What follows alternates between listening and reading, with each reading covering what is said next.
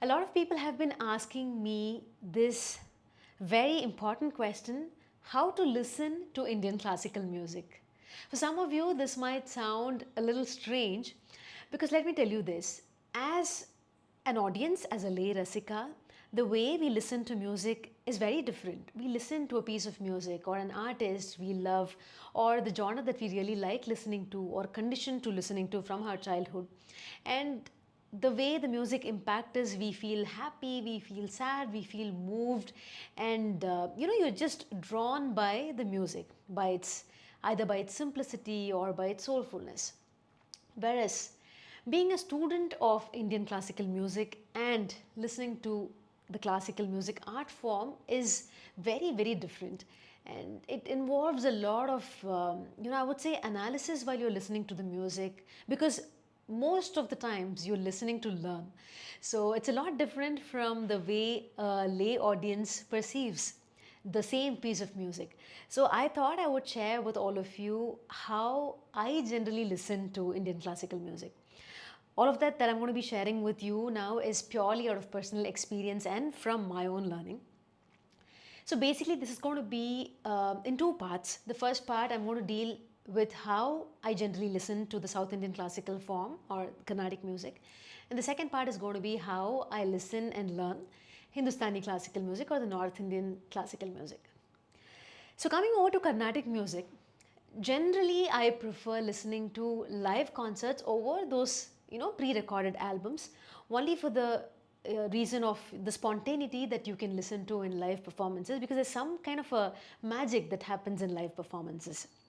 So when I pick up an artist and a particular concert, say on YouTube or any other streaming platform, and I play the first kriti, for example, most of the times it's going to be a varnam. So in that case, I generally observe whether it's a varnam or a kriti. What I do generally is first I see whether the artist has taken a raga alapana, and what's the length of the alapana, how long are they singing it, and say it's for a kriti, so from which note are they starting this kriti? Because a lot of times I've heard from senior artists that artists generally have this preference of, say, a kriti starts from one particular note. For example, చేసిన దిల్లమరచితివో. So this kriti starts from the panchamam.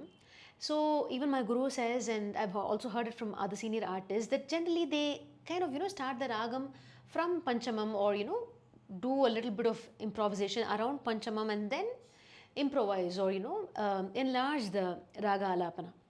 That's a kind of methodology that's generally followed.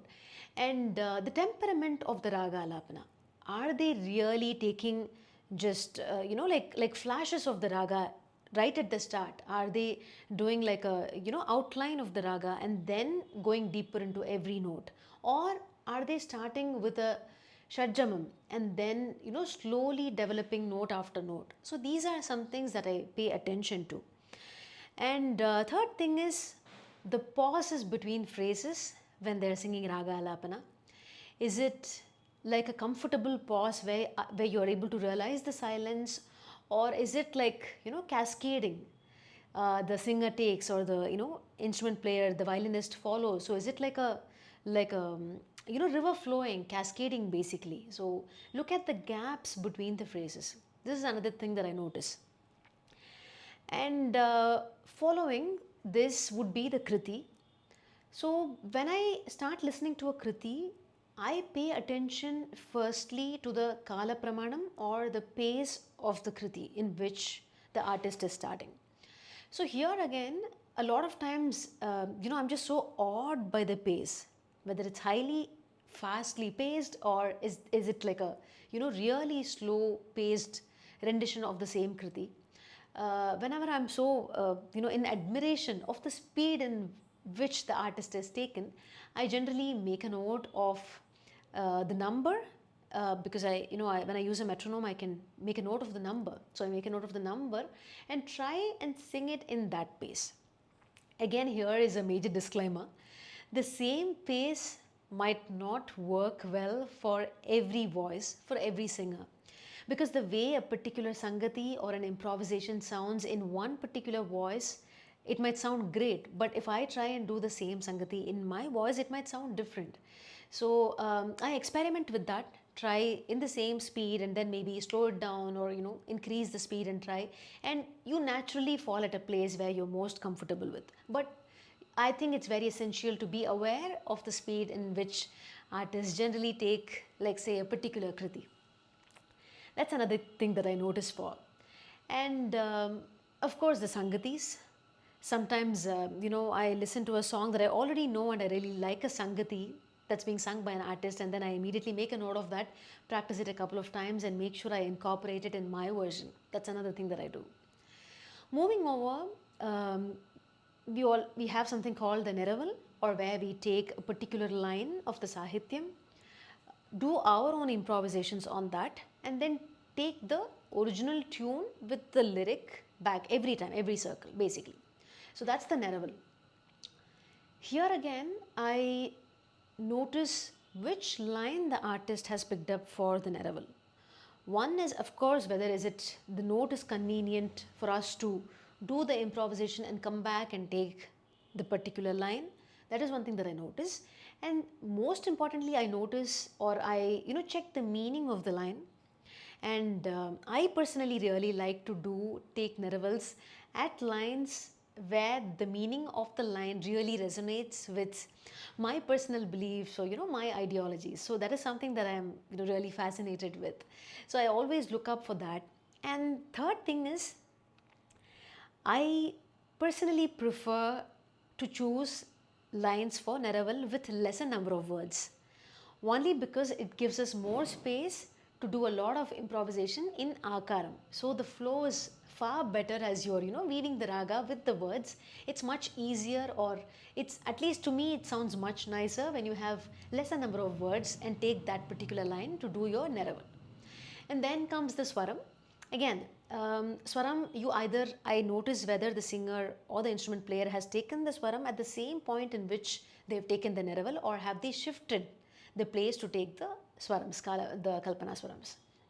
There again, I notice, I notice the duration of the concert and the length for which they've actually sung the neraval and the swaram for that particular kriti, and how many rounds of Kirkala swarams and Melkala swarams, and how have they finished every round of swaram? Is it always on the same note? Are they using a similar pattern, or are they constantly changing the note? Or sometimes when you have multiple sangatis for the same line, you can also take different sangatis while you're singing the Kalpana swarams.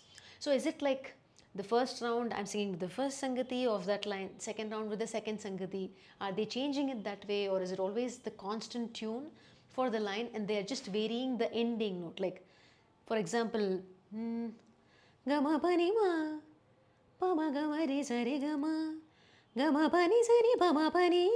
So all of these endings can be used to take a line which starts from the panchama. So I look up for varieties like these.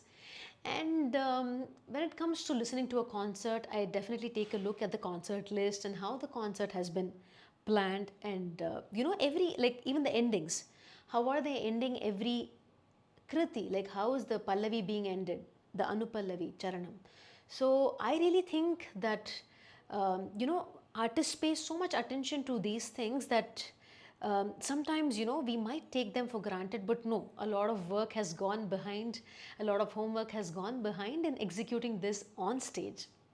So is the case with pre-recorded albums, because a lot of times these are 60-minute durations, because most of the albums that we end up listening to on YouTube would have actually existed as cassettes.